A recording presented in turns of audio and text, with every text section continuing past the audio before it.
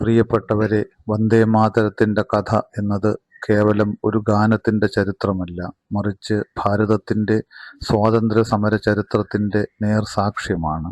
ദീർഘകാലം വൈദേശിക അടിമത്വത്തിലമർന്ന ഒരു നാട് അതിന്റെ പൂർവ്വകാല വൈഭവം വീണ്ടെടുത്തുകൊണ്ട് സ്വാതന്ത്ര്യത്തിനു വേണ്ടി സടകുടഞ്ഞെണീറ്റത് ഈ ഗാനം ആലപിച്ചുകൊണ്ടായിരുന്നു. ബ്രിട്ടീഷുകാർക്കെതിരെ സന്ധിയില്ലാ സമരം നടത്തിയ ധീരദേശാഭിമാനികൾ തൂക്കുമരത്തിന്റെ ചുവട്ടിൽ നിന്ന് പോലും ആവേശത്തോടെ വിളിച്ചത് വന്ദേ മാതരം എന്ന ക്ഷാത്രവീര്യമുണർത്തുന്ന ഗാനമായിരുന്നു. ആ ഗാനത്തിന്റെ ചരിത്രം നമുക്ക് കേൾക്കാം. ബ്രിട്ടീഷ് സർക്കാരിൽ ഉദ്യോഗസ്ഥനും ബംഗാളി സാഹിത്യകാരനും സർവോപരി തികഞ്ഞ ദേശഭക്തനുമായിരുന്ന ബങ്കിം ചന്ദ്ര ചാറ്റർജിയാണ് വന്ദേ മാതരം എന്ന അസുലഭ ഗാനം രചിച്ചത്. 1875 നവംബർ മാസത്തിലാണ് ഇത് രചിച്ചതെങ്കിലും ഔദ്യോഗികമായി പ്രസിദ്ധീകരിക്കപ്പെട്ടത് 1882 ബങ്കിം ചന്ദ്ര ചാറ്റർജി തന്നെ രചിച്ച ആനന്ദമഠം എന്ന നോവലിലൂടെയാണ് വന്ദേമാതരം പ്രസിദ്ധീകരിക്കപ്പെട്ടത്. 1762 മുതൽ 1774 വരെ ബംഗാളിൽ നടന്ന സന്യാസി കലാപമാണ് ആനന്ദമഠം എന്ന നോവലിന്റെ ഇതിവൃത്തം. ഇംഗ്ലീഷ് ഈസ്റ്റ് ഇന്ത്യ കമ്പനിയുടെ ദുർഭരണത്തിനും തൽഫലമായി ഉണ്ടായ കടുത്ത ക്ഷാമത്തിലും പൊറുതിമുട്ടിയ ജനങ്ങൾ സന്യാസിമാരുടെ നേതൃത്വത്തിൽ ഈസ്റ്റ് ഇന്ത്യ കമ്പനിക്കെതിരെ ശക്തമായി പ്രതിഷേധിച്ചതാണ് സന്യാസി കലാപമായി വളർന്നത്. നോവലിലെ കഥാപാത്രങ്ങളെ ആവേശഭരിതരാക്കുവാൻ വന്ദേമാതരത്തിലെ വരികൾക്ക് കഴിഞ്ഞതുപോലെ തന്നെ ക്രമേണ ബ്രിട്ടീഷുകാർക്കെതിരെയുള്ള പ്രതിഷേധങ്ങളുടെ പ്രധാന മുദ്രാവാക്യമായി വന്ദേമാതരം മാറുകയായിരുന്നു. പിന്നീട് ഭാരതത്തിലെമ്പാടും ബ്രിട്ടീഷുകാർക്കെതിരെയുള്ള പ്രതിഷേധങ്ങളുടെ നേതൃത്വം ഏറ്റെടുത്ത കോൺഗ്രസ് 1896 മുതൽ അവരുടെ സമ്മേളനങ്ങളിൽ വന്ദേമാതരം ആലപിച്ചിരുന്നു. 1896 കൊൽക്കത്തയിൽ നടന്ന ഇന്ത്യൻ നാഷണൽ കോൺഗ്രസിന്റെ സമ്മേളനത്തിൽ മഹാകവി രവീന്ദ്രനാഥ ടാഗോർ ആയിരുന്നു വന്ദേമാതര ഗാനം ആലപിച്ചത്. ഹിന്ദുവും മുസൽമാനും ഉൾപ്പെടെ ഇന്ത്യയിലെ നാനാജാതി മതസ്ഥരും ഒത്തൊരുമിച്ചുകൊണ്ട് ബ്രിട്ടീഷുകാർക്കെതിരെ സമരം ആരംഭിച്ചപ്പോൾ ആ സമരങ്ങളെ മതത്തിന്റെ പേരിൽ ഭിന്നിപ്പിക്കുവാൻ ബ്രിട്ടീഷുകാർ തീരുമാനിച്ചു. അങ്ങനെ 1905 ബംഗാൾ വിഭജനം നടപ്പിലാക്കപ്പെട്ടു.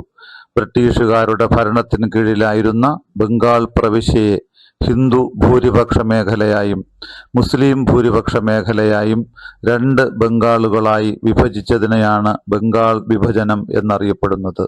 ബ്രിട്ടീഷുകാരുടെ വിഖ്യാതമായ ഭിന്നിപ്പിച്ച് ഭരിക്കൽ നയം ഇതിലൂടെ ആരംഭിക്കുകയായിരുന്നു.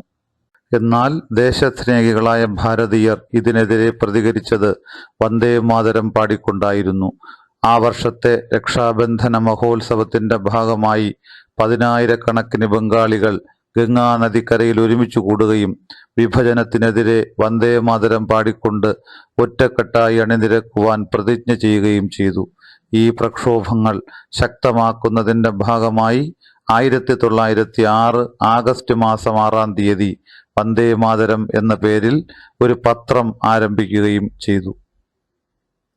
വന്ദേമാതര പ്രക്ഷോഭങ്ങൾ ഭാരതത്തിലെമ്പാടും ശക്തിപ്പെടുകയുണ്ടായി.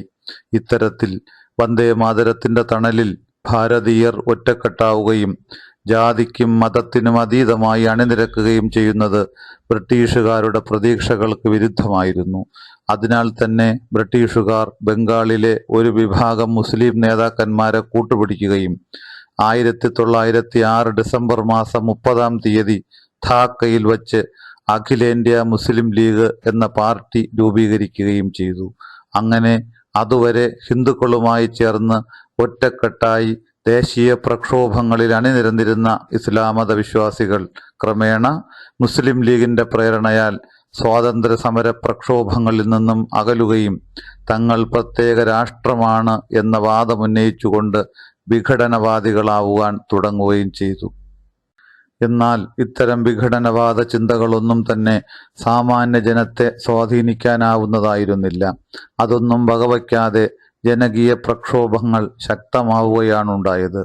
1907 പ്രമുഖ സ്വാതന്ത്ര്യ സമര സേനാനിയായിരുന്ന ശ്രീമതി മാഡം കാമ ഭാരതത്തിന്റെ ദേശീയ പതാക രൂപകൽപ്പന ചെയ്യുകയും ത്രിവർണ പതാകയുടെ നടുവിൽ വന്ദേ മാതരം ആലേഖനം ചെയ്തതാണ് ദേശീയ പതാക എന്ന് പ്രഖ്യാപിക്കുകയും ചെയ്തു. ജനങ്ങൾ ആ പതാക ഏന്തിക്കൊണ്ട് അതിശക്തമായ പ്രക്ഷോഭങ്ങളിൽ പങ്കാളികളായി. ഈ ജനകീയ പ്രക്ഷോഭങ്ങൾക്ക് മുന്നിൽ മുട്ടുമടക്കിയ ബ്രിട്ടീഷുകാർ 1911 ബംഗാൾ വിഭജനം പിൻവലിച്ചത് ഭാരതത്തിന്റെ ദേശീയ പ്രക്ഷോഭങ്ങൾക്ക് വളരെ വലിയ ഊർജമായി മാറി. അതോടൊപ്പം വന്ദേ മാതരം അനിഷേധ്യമായ ദേശീയ ഗാനമായി സ്ഥാനം പിടിക്കുകയും ചെയ്തു. തുടർന്നിങ്ങോട്ട് ഭാരതീയർ ഒറ്റക്കെട്ടായി നടത്തിയ ദേശീയ സ്വാതന്ത്ര്യ സമരത്തിന്റെ കഥ നമുക്കേവർക്കും അറിവുള്ളതാണ്. ഈ സ്വാതന്ത്ര്യ സമര പ്രക്ഷോഭങ്ങളിലെല്ലാം ജനങ്ങളെ ഒറ്റക്കെട്ടായി നിർത്തുവാൻ ഉയർന്നു കേട്ട ഗാനം വന്ദേ മാതരമായിരുന്നു. ദേശീയ സ്വാതന്ത്ര്യ പ്രക്ഷോഭങ്ങളുടെ ഫലമായി 1937 സംസ്ഥാനങ്ങളിലേക്ക് തെരഞ്ഞെടുപ്പ് നടത്തുകയും പ്രാദേശിക സർക്കാരുകൾ അധികാരമേൽക്കുകയും ചെയ്യുകയുണ്ടായി.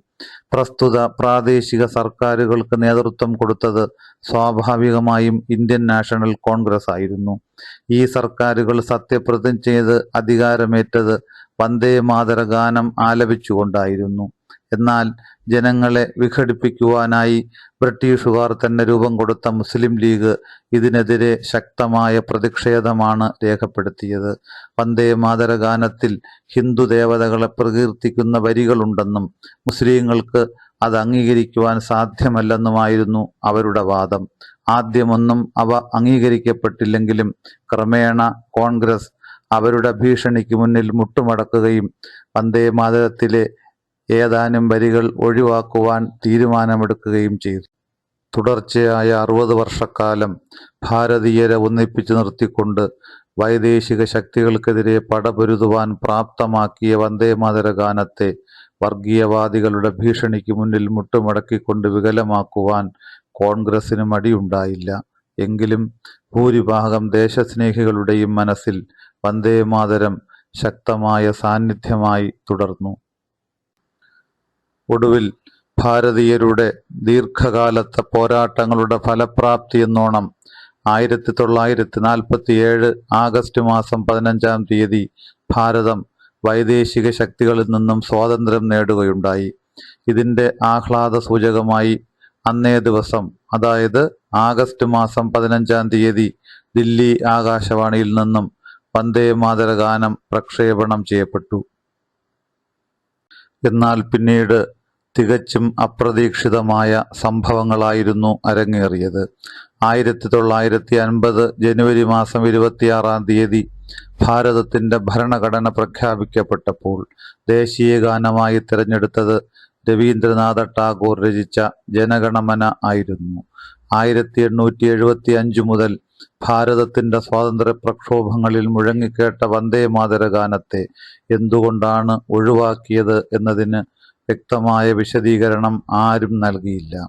പകരം വന്ദേ മാതരത്തെ ദേശീയ ഗീതം എന്ന സ്ഥാനപ്പേര് നൽകി എന്ന് മാത്രം പ്രഖ്യാപിക്കപ്പെട്ടു.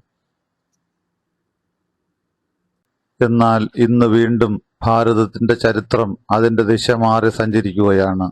ഭാരതത്തിന്റെ വിഭജനത്തിന് കാരണമായ ഇന്ത്യൻ യൂണിയൻ മുസ്ലിം ലീഗിന്റെ ഭീഷണിക്ക് മുന്നിൽ മുട്ടുമടക്കിക്കൊണ്ട് ഇന്ത്യൻ നാഷണൽ കോൺഗ്രസ് വെട്ടിമാറ്റിയ വരികൾ വീണ്ടും ഔദ്യോഗിക പരിവേഷത്തോടെ തിരികെ എത്തുകയാണ്.